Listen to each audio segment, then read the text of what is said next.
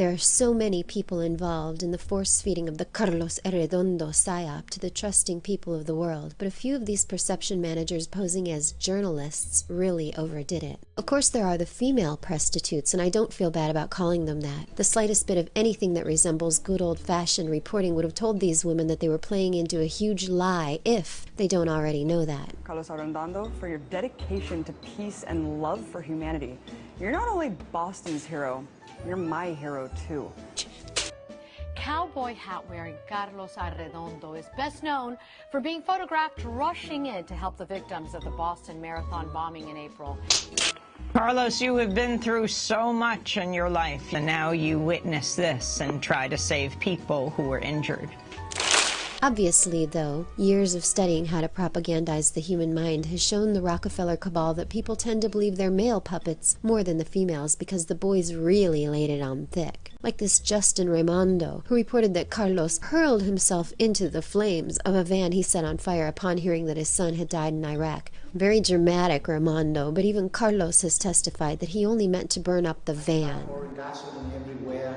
Well, me, no one noticed.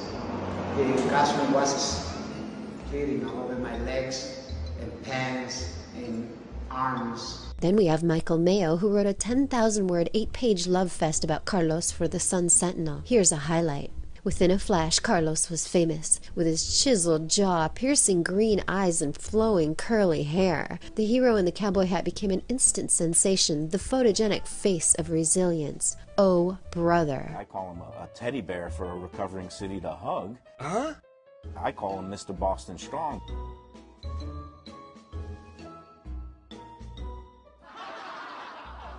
At the moment of truth, he made the right decision. He ended up helping save somebody else's life, and you know that's all you can ask from somebody is at a moment of truth. Are they going to do something? Are they going to do the right thing? And when it counted, he did the right thing. Mr. Mayo thinks an awful lot of Carlos. And we've got this Carl Gibson from the Huffington Post who says that not only is Carlos America's hero, he's also the world's hero, and that he's a shining example of what every human being of every nationality should aspire to be. Then there are the photographers. True story. When Carlos became a U.S. citizen in 2006, a photographer from the Associated Press named Charles Krupa was right there to record the amazing moment. I'd be willing to bet it's the only naturalization ceremony Krupa's been to before or since. Here's Carlos taking the oath of allegiance to the United States of America and renouncing all fidelity to any other place where he's been a subject or citizen, with the flag of Costa Rica on his chest. Here's the interesting part. Mr. Krupa was also the same photographer who was in Boston on April 15th to snap that iconic shot of Carlos running alongside Jeff Bauman's wheelchair. Yes, Mr. Krupa was in a nearby building doing some reporter stuff when he heard the explosions and ran out into the streets with his camera, and just happened to be the fella who caught Jeff and Carlos rolling by on their amazing bloodless wheelchair ride. He also showed up to take this pic of Carlos waving to his adoring brainwashed fans before the Red Sox World Series parade. Dudes everywhere. And if it's not him, it's my favorite photographer, Steve Silva. Not only was Steve in Manhattan on 9/11 to say that he saw the first plane hit Tower 1. Steve, can you tell us what you saw? Yeah.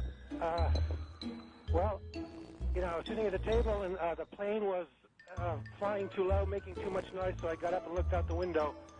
And sure enough, it slammed right into the north side of the, I guess it's the northernmost tower. He was also at the Boston Marathon on the finish line in 2013 to be the star journalist to record the bomb, skillfully aiming his camera lens at everything but the area where the action was, while Jeff Bauman and the other actors got their fake gore in place. He was there with his handy camera when Carlos was honored as Bruins honorary captain.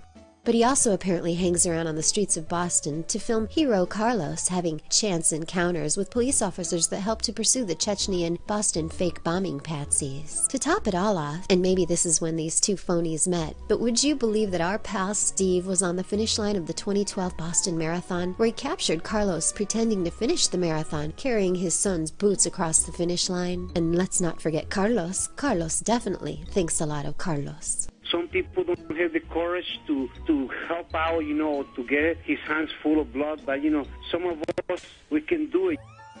Thank God, you know, I have the heart to go across and help some people out. I don't know how to put this, but I'm kind of a big deal. Oh, and donuts. Carlos loves donuts.